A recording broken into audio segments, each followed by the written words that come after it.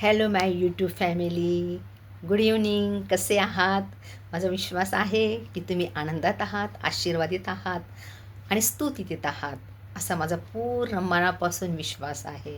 आणि मी खरोखर माझं शैला गायकवाड या यूट्यूब चॅनलवर मी तुमचं मनापासून स्वागत करते. तुम्हा प्रत्येकाचं मी मनापासून स्वागत करते. आणि आज मला असं वाटलं की तुमच्याशी थोडंसं बोलावं, आणि म्हणून मी आज हा व्हिडिओ काढलेला आहे. स्पेशल हा व्हिडिओ मी तुमच्यासाठी काढलेला आहे. तुमच्याबरोबर बोलण्यासाठी मी हा व्हिडिओ काढलेला आहे. तर चला तर आपण बोलूयात. तुमच्या इथं पाऊस कसा आहे? आमच्या इथे चांगला पाऊस झाला यावेळेस. आणि खूप म्हणजे पावसाने अशी निराशा येऊ दिली नाही. तर बऱ्यापैकी पाऊस पडलेला आहे आणि पडत आहे. आणि खरोखर त्या परमेश्वराला देखील धन्यवाद की त्यांनी आपल्या प्रत्येकाची प्रार्थना ऐकली आणि आपल्याला पाऊस दिला. कारण की पाऊस हा आपल्यासाठी खूप गरजेचा आहे. आणि जर पाऊस नसेल तर तुम्ही विचार करा, आपलं पावसाशिवाय, पाण्याशिवाय आपलं जीवन कसं असेल. आपल्याला तर पाण्याची गरज आहे, पूर्ण गरज आहे आपल्याला. जर पाणी नसेल तर आपलं जीवन कसं असणार. आपल्याला पिण्यासाठी, बऱ्याच प्रत्येक गोष्टीसाठी पाणी हे आपल्याला लागतं. पण खरोखर परमेश्वराने आपल्याला जो पाऊस दिला त्याबद्दल मी परमेश्वराचे आभार मानते. आणि खरोखर परमेश्वराला मी धन्यवाद देते की तो परमेश्वर महान परमेश्वर आहे, दयाळू आहे, कृपाळू आहे. आणि त्याने आपल्या प्रत्येकाची प्रार्थना ऐकलेली आहे आणि आपल्याला पाऊस दिलेला आहे, म्हणून प्रभूला धन्यवाद देते. तर तुमच्या इथेही पाऊस कसा झाला, काय झाला?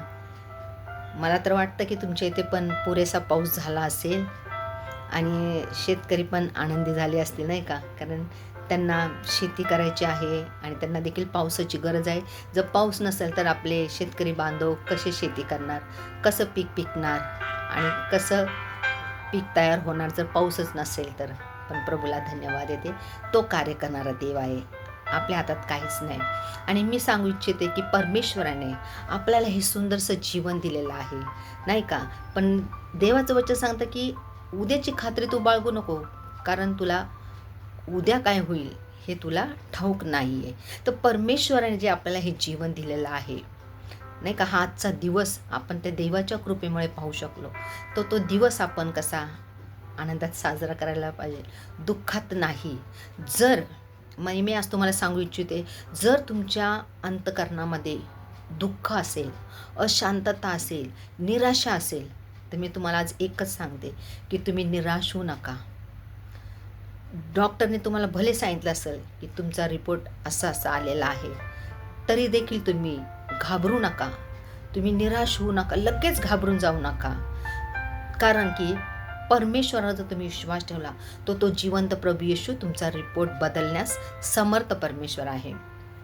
आणि कारण की मी आता टी व्हीवर म्हणा किंवा आपले यूट्यूब चॅनलवर म्हणा किंवा न्यूजपेपरमध्ये म्हणा, की मी वेगवेगळ्या बातम्या ज्यावेळेस मी ऐकते, ज्यावेळेस त्या बातम्या मी वाचते, मी त्या बातम्या पाहते, माझं अंतःकरण खूप दुःखी होतं की परमेश्वरा, जगात असे किती लोक आहेत की त्यांना तुझा मार्ग सापडलेला नाही आहे, त्याच्यामुळे ते भटकत आहेत आणि त्याच्यामुळे ते काय होत आहेत, ते भटकत आहेत आणि ते तुझ्यापासून काय दूर जातात आहे, ते दूर चाललेले आहेत, ते नाशाकडे चाललेले आहेत, त्यांचा नाश होत आहे. कारण की का, ज्यावेळेस मनुष्याच्या जीवनामध्ये अशांतता येते, निराशा येते, त्याचं कुठलं काम होत नाही, त्यामुळे तो काय होतो, चेहराबेहरा होतो, त्याला कळत नाही काय करावं. आणि शैतान काय करतो, त्या व्यक्तीची पकड घेतो आणि त्याला अशा ठिकाणी घेऊन जातो की तो माणूस आपल्याला कधीच दिसत नाही, ती व्यक्ती आपल्याला कधीच दिसत नाही, इतकी ती जीवनामध्ये निराश होती. तर आज मला सांगायचं हेच आहे की असे तुम्ही व्यक्ती असाल की तुम्ही जीवनामध्ये निराशलेले असाल, आजारामुळं, परिस्थितीमुळं, कुठल्याही समस्येमुळे, कुठल्याही गोष्टीमुळे जर तुम्ही निराश असताल तर तुम्ही निराश होऊ नका, तुम्ही टोकाची भूमिका घेऊ नका.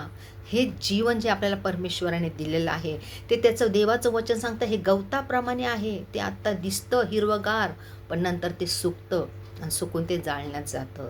परमेश्वराने आपल्याला हे जीवन दिलेलं आहे. परमेश्वर म्हणतो तू तर या जगामध्ये उपरी आहे, तू उद्याची खात्री बाळगू नको, कारण उद्या काय होईल हे तुला ठाऊक नाही. आणि म्हणून आपल्याला काय करायचं आहे की किती पण समस्या, दुःख असेल, अशांतता असेल, निराशा असेल, त्यातून आपण मार्ग काढायचा, त्यातून आपण सोल्युशन काढायचं. पण असं टोकाचं भूमिका आपण घ्यायची नाही.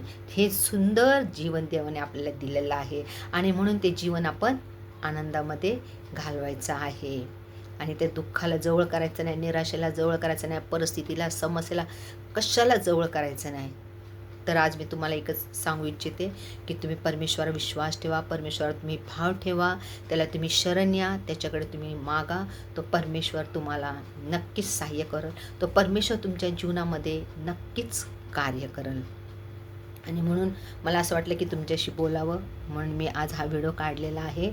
आणि मी 5-6 वर्ष झाले यूट्यूबवर मी काम करत आहे आणि खरोखरच तुम्ही मला जे भरभरून प्रेम दिलं, त्या प्रेमाबद्दल मी तुमचे मनापासून आभार मानते. आणि असंच तुमचं प्रेम कायम माझ्यावर असू द्या, ते कधीच कमी होऊ देऊ नका. आणि माझे नवीन नवीन व्हिडिओ पाहत जा आणि भरभरून प्रेम द्या मला. जसं आत्तापर्यंत दिलेलं आहे तसं इथून पुढं देखील मला भरभरून प्रेम द्या. धन्यवाद. पुन्हा एकदा मी तुमचे मनापासून आभार मानते. प्रभू येशू तुम्हाला आशीर्वादित करो.